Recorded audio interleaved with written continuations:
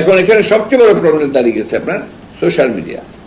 আপনাদের তো তবু কিছুটা এথিক্স আছে, কিছুটা জবাবদিহিতা আছে, আপনাদের জবাবদিহি করতে হয়।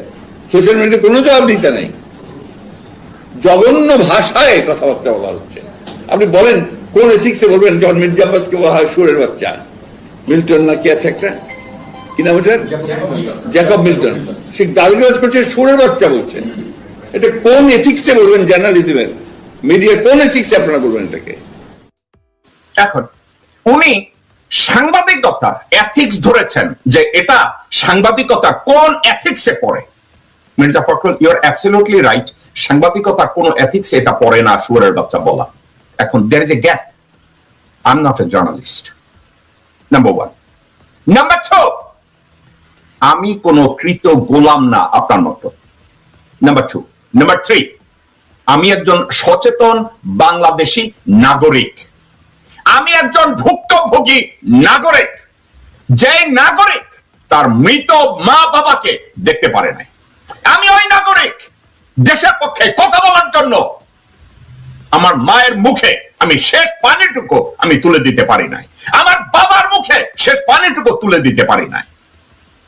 এই আপনার মতো জঘন্য লোকজনদের জন্য, আপনাদের মতো সামাজিক বেশ্যাদের জন্য বাংলাদেশের একজন নাগরিক জ্যাকব মিল্টনকে কাউকে শুয়োরের বাচ্চা বলতে হয়, কাউকে বেশ্যার বাচ্চা বলতে হয়, আপনার মতো একটা ভণ্ডকে ভণ্ড বলতে হয়।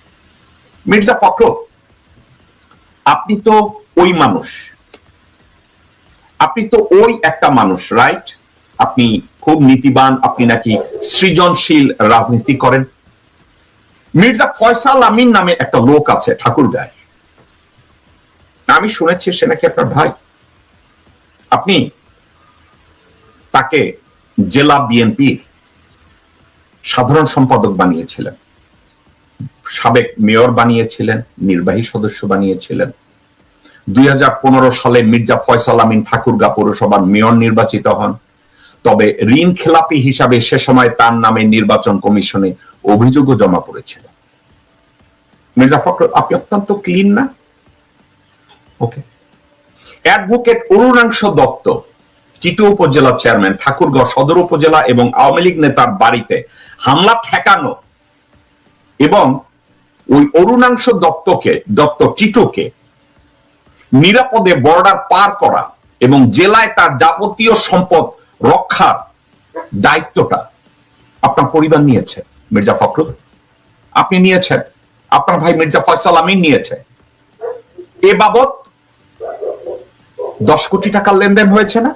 10 কোটি না জন্য 11 কোটি টাকার লেনদেন হয়েছিল। আপনি কয় টাকা পেয়েছেন?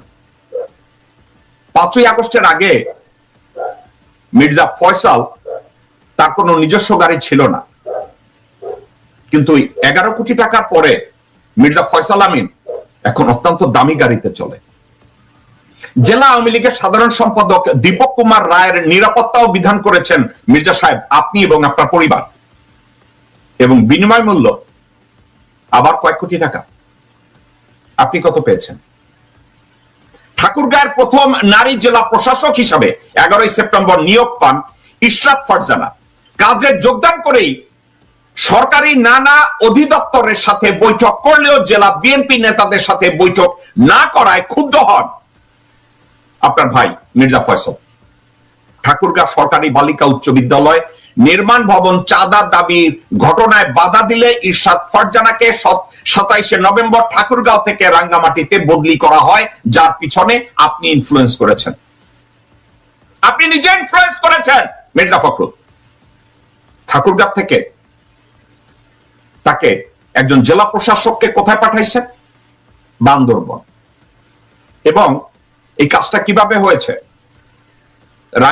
রাঙ্গামাটিতে পৌঁছায়া আপনি পাইছেন কি?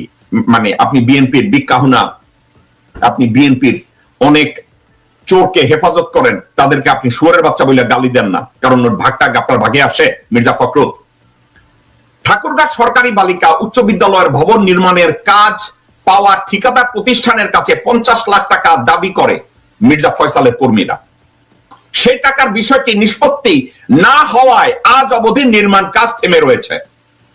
মির্জা ফখরুল, আপনি আপনার ভাইকে দিয়ে এগুলো করাচ্ছেন, তো এগুলো কি আপনার দায়িত্বের মধ্যে পড়ে? আপনি না একজন সজ্জন ব্যক্তি, রাজনীতিবিদ।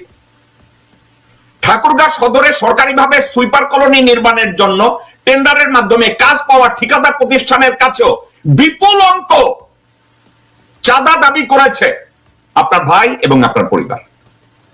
এছাড়াও প্রশাসন, ইউএনও, টিএনও এবং উচ্চ পর্যায়ে বিশেষ করে পুলিশ সুপারের কাছে যে কোনো কাজ বা মামলা সংক্রান্ত কাজে গেলে স্পষ্ট বলে দেয় কাজ হয়ে যাবে, কিন্তু মির্জার অফিস ঘুরে আসেন।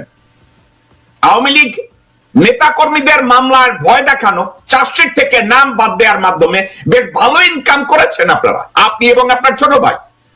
পাশাপাশি বিশাল অঙ্ক লেনদেনের মাধ্যমে প্রায় 150 আওয়ামী লীগের অঙ্গ সংগঠনের নেতা কর্মীদেরকে জামাই আদরে আপনার ঘরে বসিয়ে আপনার ভাই খাইয়েছে। এই কিন্তু নিজ দলের নেতা কর্মীদের তোপের মুখে মানববন্ধন পরে, মানববন্ধনের মুখোমুখি হন আপনারা, যেটা পরবর্তীতে স্থগিত হয়। মির্জা ফয়সাল আমিন ও তার অনুসারীদের চাঁদাবাজি ও অনিয়ম নিয়ে 1 এপ্রিল নিজ জেলায় বিএনপি মহাসচিব মির্জা ফখরুল ইসলাম আলমগীরকে সাংবাদিক সম্মেলনে প্রশ্ন করা হলে আপনি সেসব প্রশ্নের উত্তর না দিয়ে ওখান থেকে কেটে পড়েছিলেন। মির্জা ফখরুল, আপনি একজন নিঃসন্দেহে শিক্ষিত একজন মানুষ, আপনি কি মার্জিত? হ্যাঁ, আপনি মার্জিত, আপনি আমার মতো অভদ্র না। এখন কথা একটা, আপনার এই ভদ্রতার মুখোশের আড়ালে লুকিয়ে আছে একটা ভণ্ডামি। আপনার ভদ্রতার মুখোশের পিছনে লুকিয়ে আছে এক দেশদ্রোহী রয়ের দালাল। আপনার এই ভদ্রতার পিছনে লুকিয়ে আছে একটা হারামজাদা। আপনার এই ভদ্রতার পিছনে লুকিয়ে আছে একটা নরপশু, যে দীর্ঘ 17 বছর 20 বছর বিএনপির মহাসচিব থাকাকালীন একটা যোগ্য নেতৃত্ব, একটা যোগ্য বিপ্লব আপনার দ্বারা হয়নি, এবং বিএনপির নপুংসক নেতৃত্ব আপনার মতো একটা বাটপারকে এখন মহাসচিব করে রেখেছে। মির্জা ফখরুল, যখন আপনার নেতার বিরুদ্ধে আপনি বলেছেন আপনার নাকি ভাই একজন তারেক রহমান, আপনার ভাই নাকি একজন তারেক রহমান, রাইট? আপনার ভাইকে যখন এই নপুংসক এই কথাটা বলে, আপনি কি করেছিলেন? লন্ডনে থেকে কি করে জানেন? আমি কয়দিনে লন্ডনে গেছি, যে তারেক যে এখানে কি করে, কেমনে চলে, কয়েকটা টাকা নিয়ে এসে কিছু, আর কিছু লোক নমিনেশনের সময় টাকা দেয়, আর এখানে ওই সার্টিফিকেট দিলে নাগরিকত্ব পাওয়া যায়, সেই সার্টিফিকেট বেছে একজন। বুঝলাম না কি তারেক জিয়া নাগরিকত্ব পায়, ওই যে লন্ডনে যে কি পলিটিক্যাল অ্যাসলাম পায় না, ও এগুলির জন্য নাকি টাকা দেয়। এরকম অনেক লোক দালাল আছে, নিয়ে যায় 10 লাখ টাকা পেলে হেতারে দেয় 5 লাখ টাকা, দালাল নিয়ে যায় 5 লাখ টাকা, একটা সার্টিফিকেট দেয়, সে বাড়ি গেলে বিএনপি করে তারা মেরে ফেলবে। তো এই কারণে কি পলিটিক্যাল আসেন দেয় এইভাবে তারা। তো এইভাবে আপনি রাজধানী করবেন?